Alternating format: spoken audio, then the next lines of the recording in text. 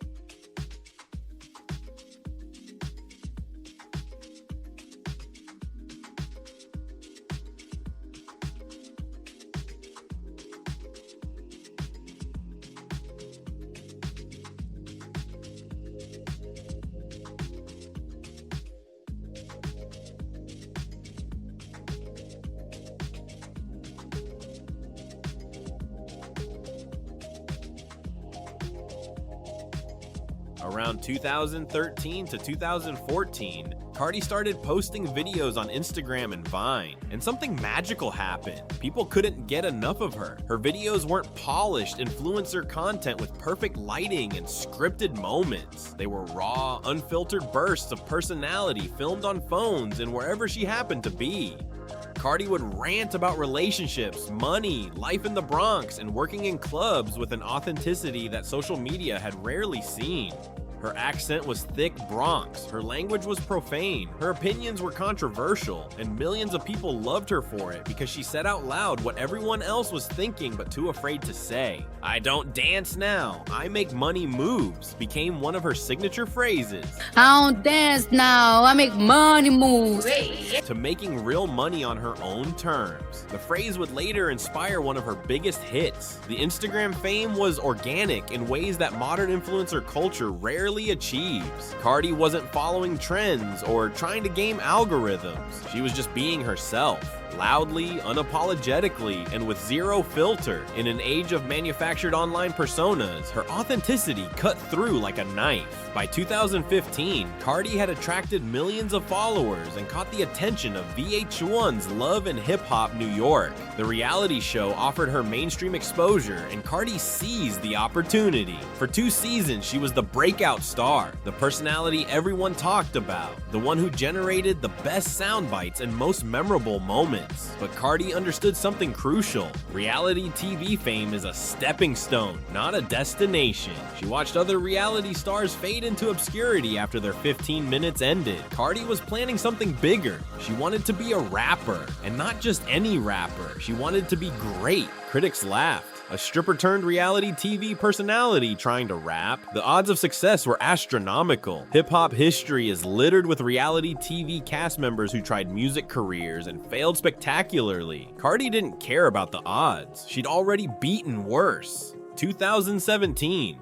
Cardi B was working on music, but still best known for reality TV and Instagram personality. She released mixtapes that showed potential, but hadn't broken through commercially. Industry executives were skeptical. They saw her personality, but doubted her music could compete with established artists. Then Cardi wrote a song while angry, recording it in a Bronx studio with a beat that sampled Kodak Black's No Flockin'. She titled it Bodak Yellow, and the track was pure Cardi, aggressive, confident, unapologetic, and dripping with the personality that had made her famous on Instagram. Said Lil Bitch, you can't fuck with me if you wanted to. Little bitch, you can fuck with me if you wanted to. Opened the track with the kind of aggressive confidence that female rappers were often criticized for. Cardi didn't care. She rapped about making money, leaving broke men behind, and succeeding despite everyone who doubted her. The song went viral immediately. Not reality TV viral or Instagram personality viral. Genuinely hit record viral. Bodak Yellow climbed the charts through the summer of 2017, and on September 25th, it hit #1 on the Billboard Hot 100. This wasn't just any achievement. Cardi B became the first solo female rapper to hit #1 with a debut single since Lauryn Hill's Doo-Wop, That Thing, in 1998. 19 years. An entire generation had passed since a female rapper achieved this without features, without a famous co-signer, just pure bars and personality. The hip-hop establishment had to acknowledge what millions of fans already knew. Cardi B was the real deal, not a reality TV gimmick, not a flash in the pan one-hit wonder, a legitimate rapper who'd earned her spot through talent, hustle, and refusing to accept anyone's limitations.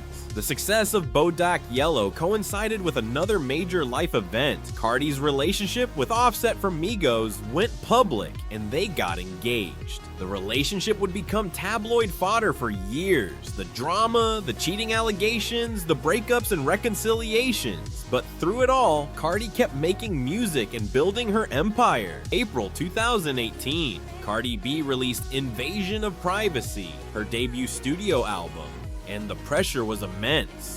Bodak Yellow had been a phenomenon, but second albums have destroyed countless artists who couldn't replicate initial success. Critics were watching, waiting for Cardi to prove she was more than a one-hit wonder. The album debuted at #1 on the Billboard 200. Every single track charted on the Hot 100 simultaneously. A historic achievement that showed Cardi's fanbase wasn't a fluke. The album featured I Like It with Bad Bunny and J Balvin, which hit #1. Bartier Cardi with 21 Savage became a club anthem. Invasion of Privacy wasn't just successful, it was a cultural moment. February 10th, 2019, the Grammy Awards. Cardi B won Best Rap Album, becoming the first solo female artist to win the award. Not first in a decade, not first in her generation, first ever in the 61-year history of the Grammy Awards. The significance cannot be overstated. Missy Elliott, Lauryn Hill, Nicki Minaj, Lil Kim, legendary female rappers who'd never won this specific award solo. And here was Cardi B, the former stripper who critics said would never be taken seriously as a rapper, making history. Her acceptance speech was emotional and real, thanking her daughter Culture, acknowledging the struggle, breaking down with genuine emotion. It wasn't a polished, publicist-approved speech. It was Cardi being Cardi, raw, honest, and completely herself. But the Grammy was just one piece of Cardi's expanding empire.